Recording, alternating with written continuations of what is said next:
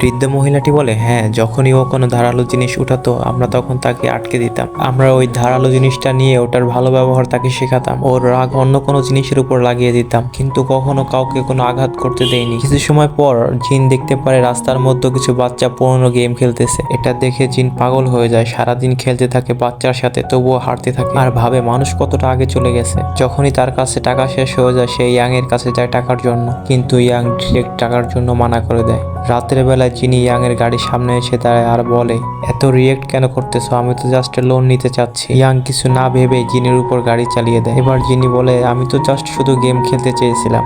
এরপর জিন সাদ আঙ্কেলের কাছে যায়, দেখতে পায় তার কাছে অনেক টাকা। সাদ বলে, চলো কিভাবে টাকা ইনকাম করতে হয় আমি তোমাকে দেখাবো। দুজনে মিলে কাজ করে আর টাকা কামাতে শুরু করে। জিনি বলে, ওই পাগল মেয়েটি আমাকে গাড়ি দিয়ে উড়িয়ে দিয়েছে। সাদ আঙ্কেল বলে, বাদ দেন, ওর তো মাথায় সমস্যা। এবার জিন বলে, চল তোকে দেখিয়ে দে আসল মেন্টালকে। কিছুদিন পর ইয়াংকে জিমে বন্ধ করে দেয়। দেখো, পুরো জিমে আগুন ধরিয়ে দিয়েছি, পুরো শহর পুড়ে যেতে পারে, শুধু তুমি পারো এই আগুন থেকে সবাইকে বাঁচাতে। এবার ইয়াং শান্ত সুরে বলে, যদি কেউ মরে সেটা হবে তুমি। এটা বলে সে পিছনের দরজা দিয়ে বাহিরে আসে আর একটি মোটা রড নেয়, জিনকে মারতে শুরু করে। ইয়াং বলে, কতবার বলেছি তোমাকে আগুন নিয়ে খেলা না করতে, এটা তোমার ভুলের সাজা। এটা বলে সে মারতে শুরু করে। জিনি বলে, তোমার এত মানুষের চিন্তা কেন? ইয়াং বলে, মানুষের চিন্তা? তুমি তো জাস্ট আমার শিডিউল বিগড়ে দিয়েছো। ইয়াং তত সময় পর্যন্ত মারতে থাকে যত সময় না ফায়ার ফাইটাররা এসে তাকে আলাদা করে দেয়। এবার জিনি বলে, চিন্তা করো না বন্ধুরা, আমি মানুষ না, আমার কিচ্ছু হয়নি। এটা শুনে ইয়াং আরো মারতে শুরু করে। ইয়াং বলে, এই নাও, তোমাকে উপরওয়ালার কাছে পাঠিয়ে দিচ্ছি। এটা বলে সে এমন একটা ঘুষি মারে জিনি বেহুশ হয়ে যায়।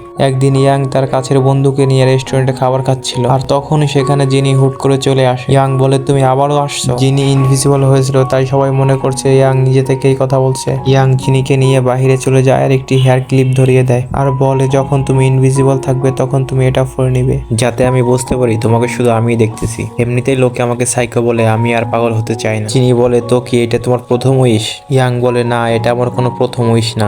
ইয়াং বলে, তুমি কি আমার থেকে মুক্তি পেতে চাও?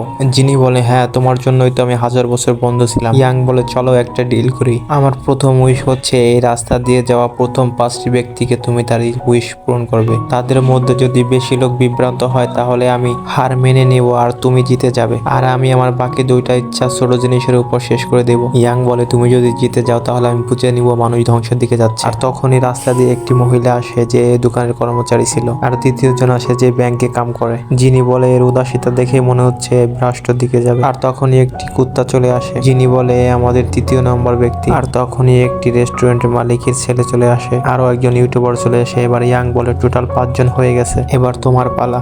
পরবর্তী পার্টির জন্য ভিডিওতে লাইক করে চ্যানেলটিকে সাবস্ক্রাইব করে কমেন্ট বক্সে পার্ট 2 লিখে কমেন্ট করুন।